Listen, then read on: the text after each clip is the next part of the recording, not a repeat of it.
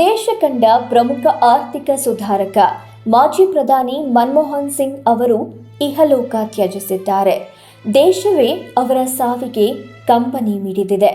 ಇನ್ನು ವಾಜಪೇಯಿ ಅವರಂತೆ ಸಿಂಗ್ ಅವರಿಗೂ ಸ್ಮಾರಕ ನಿರ್ಮಿಸಬೇಕು ಅಂತ ಕೇಂದ್ರ ಸರ್ಕಾರಕ್ಕೆ ಕಾಂಗ್ರೆಸ್ ಮನವಿ ಮಾಡಿದೆ. ಇದರ ಬೆನ್ನಲ್ಲೇ ಮಾಜಿ ರಾಷ್ಟ್ರಪತಿ ಪ್ರಣಬ್ ಮುಖರ್ಜಿ ಅವರ ಪುತ್ರಿ ಶರ್ಮಿಷ್ಠಾ ಮುಖರ್ಜಿ ಅವರು ತಂದೆಯ ಸ್ಮಾರಕ ವಿಚಾರಕ್ಕೆ ಸಂಬಂಧಿಸಿದಂತೆ ಕಾಂಗ್ರೆಸ್ ವಿರುದ್ಧವೇ ಹರಿಹಾಯ್ತಿದ್ದಾರೆ.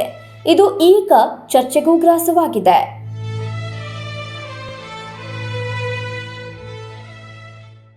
ಕಾಂಗ್ರೆಸ್ ವಿರುದ್ಧ ಶರ್ಮಿಷ್ಠಾ ಮುಖರ್ಜಿ ಆಕ್ರೋಶ. ತಂದೆ ತೀರಿಕೊಂಡಾಗ ಕಾಂಗ್ರೆಸ್ ನಡವಳಿಕೆಗೆ ಬೇಸರ.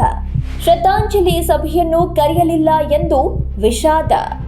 ಕಾಂಗ್ರೆಸ್ ಪಕ್ಷಕ್ಕೆ ಜೀವನವಿಡೀ ನಿಷ್ಠರಾಗಿದ್ದ ಪ್ರಣಬ್ ಮುಖರ್ಜಿ ಅವರು 2020ರಲ್ಲಿ ನಿಧನರಾದಾಗ ಪಕ್ಷವು ಅವರಿಗೆ ಸರಿಯಾಗಿ ಗೌರವ ನೀಡಲಿಲ್ಲ ಅಂತ ಶರ್ಮಿಷ್ಠಾ ಮುಖರ್ಜಿ ಆಕ್ರೋಶವನ್ನ ವ್ಯಕ್ತಪಡಿಸಿದ್ದಾರೆ. ನನ್ನ ತಂದೆ ತೀರಿಕೊಂಡಾಗ ಕಾಂಗ್ರೆಸ್ ನಡೆದುಕೊಂಡ ರೀತಿ ನೆನೆದ್ರೆ ಈಗಲೂ ಬೇಸರವಾಗುತ್ತೆ. ಕನಿಷ್ಠ ಪಕ್ಷ ಶ್ರದ್ಧಾಂಜಲಿ ಸಲ್ಲಿಸಲು ಕೂಡ ಕಾಂಗ್ರೆಸ್ ಮನಸ್ಸು ಮಾಡಲಿಲ್ಲ ಅನ್ನೋದಾಗಿ ಬೇಸರವನ್ನ ವ್ಯಕ್ತಪಡಿಸಿದ್ದಾರೆ. ಶ್ರದ್ಧಾಂಜಲಿ ಸಭೆ ವಿಷಯದಲ್ಲಿಯೂ ಕಾಂಗ್ರೆಸ್ ಹೇಳಿಕೆ ಸುಳ್ಳು. ರಾಷ್ಟ್ರಪತಿಯಾಗಿದ್ದವರು ನಿಧನರಾದರೆ ಸಭೆ ಕರೆಯೋದಿಲ್ವೇ? ಕಾಂಗ್ರೆಸ್ ಪಕ್ಷದ ಕುರಿತು ಬಹಿರಂಗವಾಗಿಯೇ ಶರ್ಮಿಷ್ಠಾ ಟೀಕೆ. ಕಾಂಗ್ರೆಸ್ ವಿರುದ್ಧ ಶರ್ಮಿಷ್ಠಾ ಮುಖರ್ಜಿ ಅವರು ಬಹಿರಂಗವಾಗಿಯೇ ಟೀಕೆಗಳನ್ನ ಮಾಡಿದ್ದಾರೆ. ನನ್ನ ತಂದೆ ನಿಧನರಾದಾಗ ಕಾಂಗ್ರೆಸ್ ಕಾರ್ಯಕಾರಿಣಿ ಸಭೆ ನಡೆಸಲಿಲ್ಲ. ಕೇಳಿದ್ರೆ ರಾಷ್ಟ್ರಪತಿ ಆಗಿದ್ದವರಿಗೆ ಸಿಡಬ್ಲ್ಯೂಸಿ ಸಭೆ ಕರೆದು ಸಂತಾಪ ಸೂಚಿಸುವ ಶಿಷ್ಟಾಚಾರ ಇಲ್ಲ ಅನ್ನೋದಾಗಿ ಹೇಳಿದ್ರು. ಆದರೆ ಕಾಂಗ್ರೆಸ್ನಲ್ಲಿ ಇಂತಹ ನಿಯಮವೇ ಇಲ್ಲ ಅನ್ನೋದಾಗಿ ನನಗೆ ಬಳಿಕ ತಿಳಿಯಿತು ಅಂತ ಮುಖರ್ಜಿ ಪುತ್ರಿ ಅಸಮಾಧಾನವನ್ನ ವ್ಯಕ್ತಪಡಿಸಿದ್ದಾರೆ.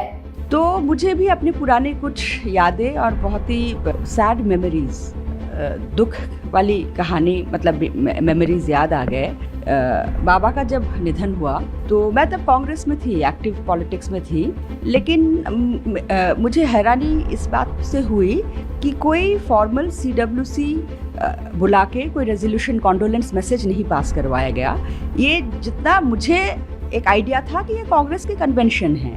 ಮನಮೋಹನ್ ಸಿಂಗ್ ಅವರಿಗೆ ಸ್ಮಾರಕ ನಿರ್ಮಿಸಲು ಯಾವುದೇ ಅಡ್ಡಿ ಇಲ್ಲ ಅಂತ ಕೂಡ ಶರ್ಮಿಷ್ಠಾ ಹೇಳಿದ್ದಾರೆ.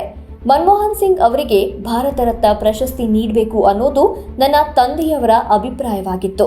ಖಂಡಿತವಾಗಿಯೂ ಮನಮೋಹನ್ ಸಿಂಗ್ ಅವರಿಗೆ ಭಾರತ ರತ್ನ ಪ್ರಶಸ್ತಿ ನೀಡಬೇಕು. ಅವರ ಸ್ಮಾರಕ ನಿರ್ಮಾಣವಾಗಬೇಕು ಅನ್ನೋದಕ್ಕೆ ನನ್ನ ಬೆಂಬಲವೂ ಇದೆ.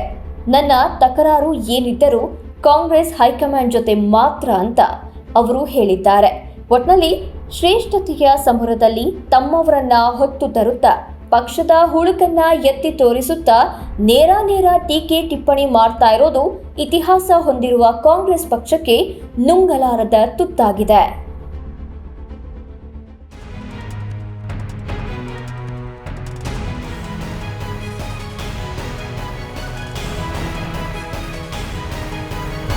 ಕರ್ನಾಟಕ ನ್ಯೂಸ್ ಬೀಟ್, ನ್ಯಾಯ ನಮ್ಮೊಂದಿಗೆ, ನಾವು ನಿಮ್ಮೊಂದಿಗೆ.